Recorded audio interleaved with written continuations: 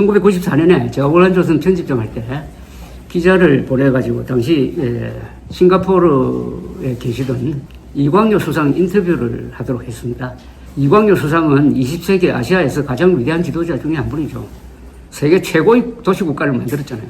지금 싱가포르 인구가 한 800만 되는데 싱가포르의 국력이나 이런 것은 인구가 비슷한 그 스위스하고 비슷합니다. 이런 나라를 만든 이광요, 이분은 뭐 영국에서 교육을 받은 분인데요. 인터뷰를 하였는데 그때 김승진 박정희 시절 때 문공부 장관, 그분이 11.6 사건 났을 때 칠판에다가 유고하고 박정희 대통령 돌아가신 걸 쓴 분인데 그분이 싱가포르 대사 출신입니다. 그래 그분을 모시고 우리 기자가 가가지고 이광요 수상을 인터뷰를 했는데 김승진 장관이 물었어요. 20세기에 가장 위대한 지도자를 세 사람만 꼽아보시죠. 아시아에서.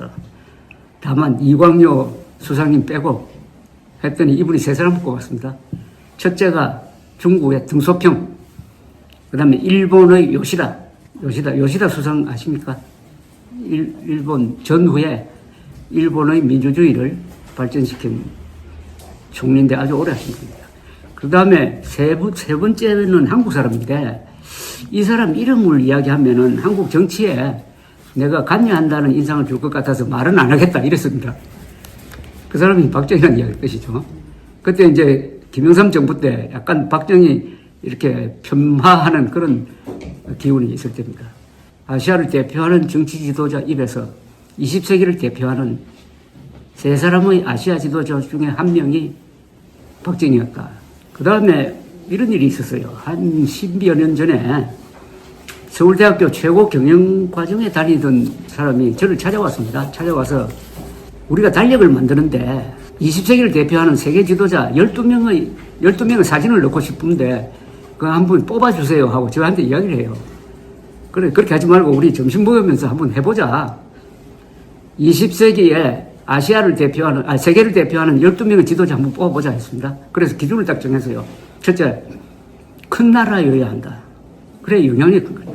두 번째, 그 사람 당대에만 잘했어가 아니라 그 뒤에도 그 사람의 유산이 이어지는 사람이라야 한다. 세 번째, 그 사람이 문명 건설에 기여한 사람이라야 한다.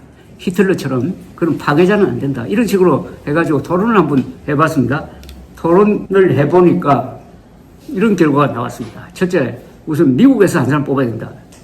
프랭클린 루즈벨트냐, 트루만이냐, 아니면 냉전을 자유세계 승리로 종식시킨 레이건이냐, 요 세 사람 중에 한 사람이다. 그래도 아무래도 12년 동안 집권했던 프랭클린 루즈벨트 아니겠느냐, 2차 세계대전을 해서 연합군이 이기도록 만든. 그 다음에 영국에서 한 사람 나와야지. 영국 누구겠습니까? 20세기를 대표하는. 처칠이죠. 당 처칠. 그 다음에 독일은 히틀러는 뽑을 수 없는 거 아닙니까? 그러면 독일의 발전은 수독이거든요. 히틀러의 잔재를 청산하고 반공 민주주의 국가를 만든 아데나우어라는 분이 있습니다. 아데나우어 수상. 이것도 이론의 여지가 없다. 프랑스, 20세기 프랑스를 대표하는 지도자 누굴까요? 그렇죠. 드골입니다. 드골. 그건 뭐 자동적 드골. 자, 그러면은 인도에도 한 사람 있어야 되는 거 아닙니까? 큰 나라니까. 인도는 누굴까요? 깐디? 근데 깐디는 정치 지도자가 아니거든요. 그럼 네루. 중국은 뭐 대통령 수는 없지. 그거는 사람을 너무 많이 죽였으니까. 등소평. 일본은 아까 말씀드린 대로 요시다. 큰 나라를 꼽습니다. 큰 나라. 그러면 중동에도 한 사람 있어야 되는 거 아니냐? 중동. 해보니까 터키의 근대화 지도자 케말 파샤. 그쪽 가면 아타투르크라고 하죠. 케말 파샤는 중동에서 근대화 개혁에 성공한 사람입니다. 중동은 원래 근대화 개혁이 잘 안 되는 나라예요. 그 종교 힘이 너무 세가지고. 그러나 아타투르크는 1차 세계대전의 전쟁 영웅이니까 군대를 자기 편으로 만들어서 터키를 근대화했습니다. 터키 근대화는 이런 의미가 있습니다. 여성이 참정권을 갖게 됩니다. 이슬람 국가에서. 그 다음에 문자 개혁을 합니다. 아주 이렇게 흘려 쓰는 아랍 문자가 아니고 알파벳으로. 그 다음에 군대를 키워가지고 군대가 체제 유지의 수호기관으로 되도록 만듭니다. 등등. 그 다음에 또 돌고 돌다가 남미에서도 한 사람 나와야지. 남미에서 나오는데 이 남미에서 안 나오더라고요. 20세기를 대표하는 남미 지도자가 안 나오더라고. 왜 그럴까요? 쿠데타가 많이 일어나서 그렇습니다. 쿠데타. 쿠데타 하면 제일 많이 일어나는 나라가 남미입니다.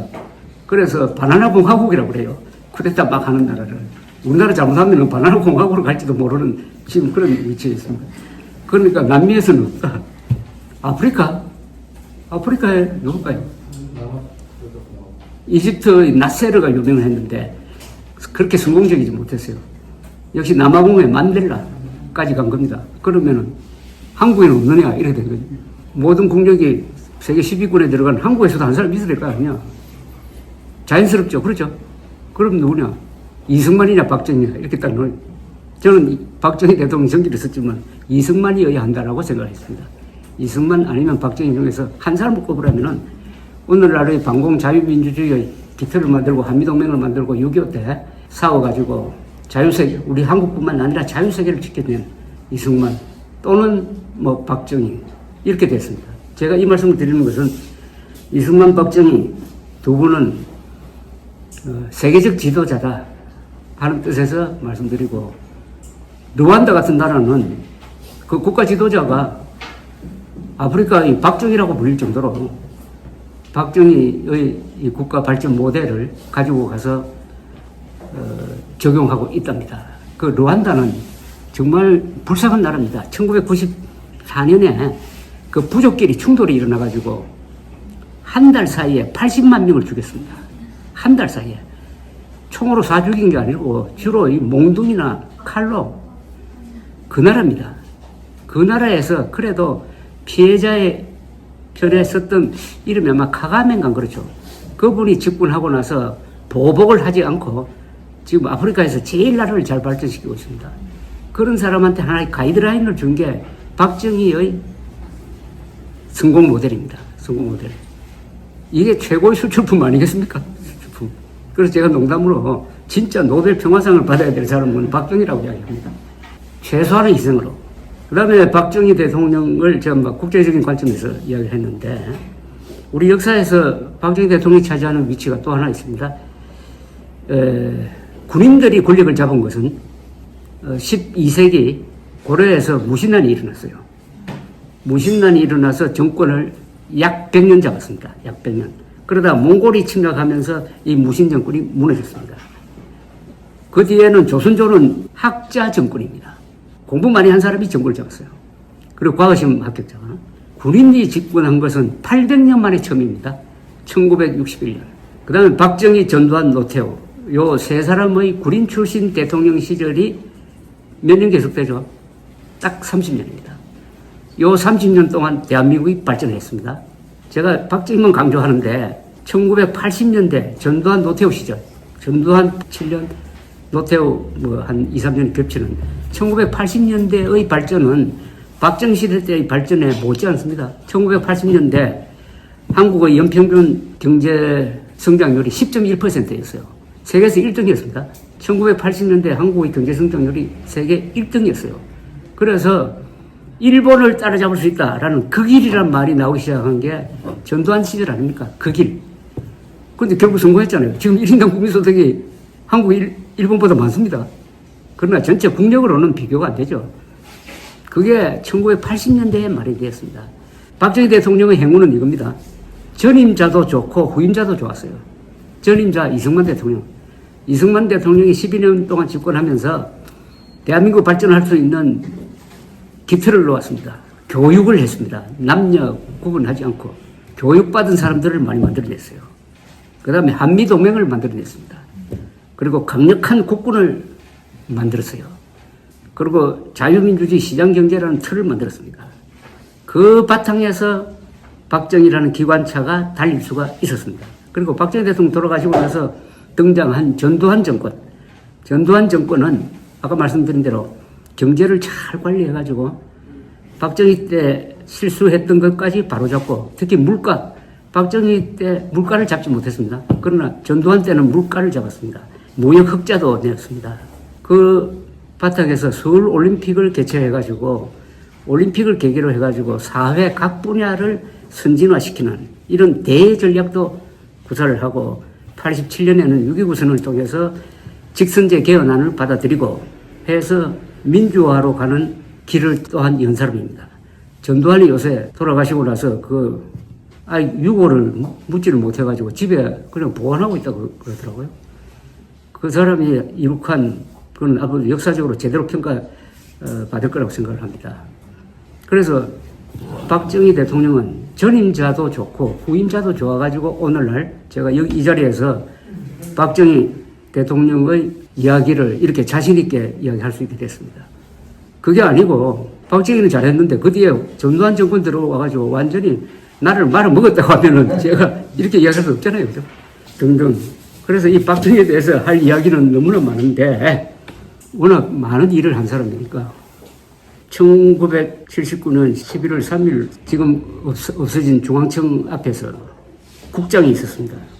그걸 유튜브를 보시면은 국립교향악단이 리하르트 슈트라우스가 작곡한 교향시 짜라투스트라는 이렇게 말하였다를 연주합니다.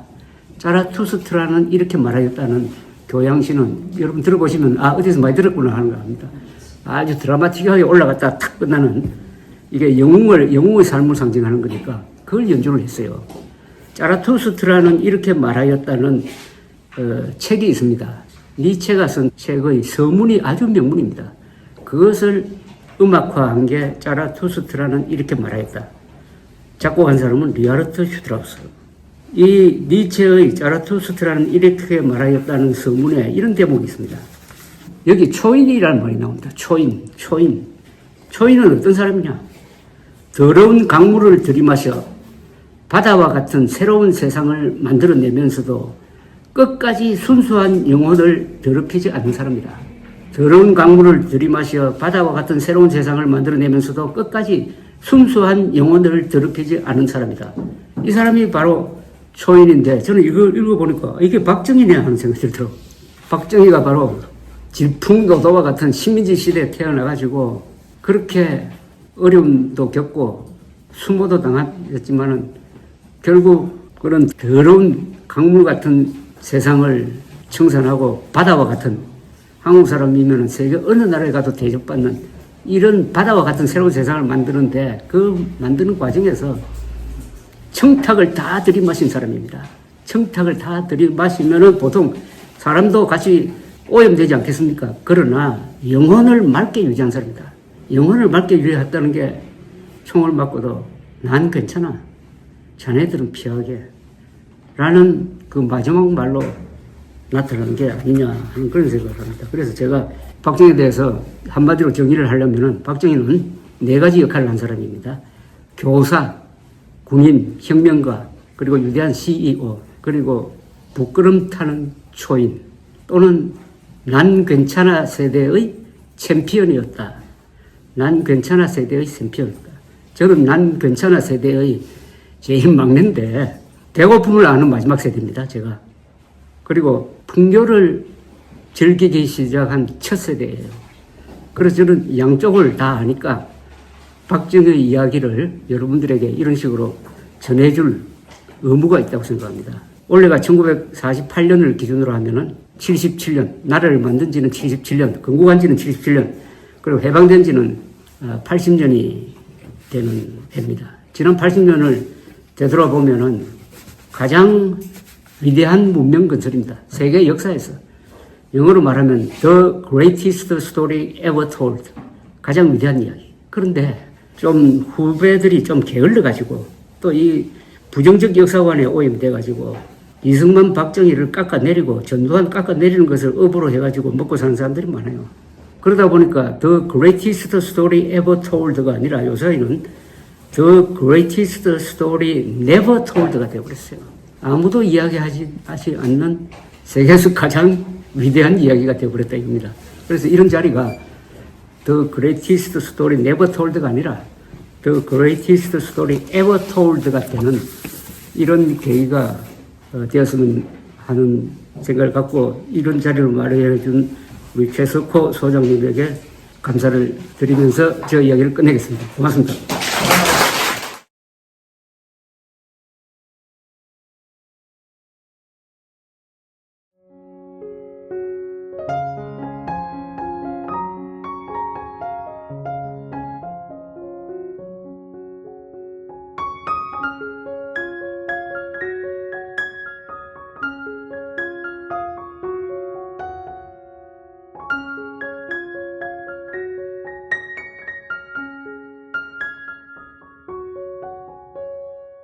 네.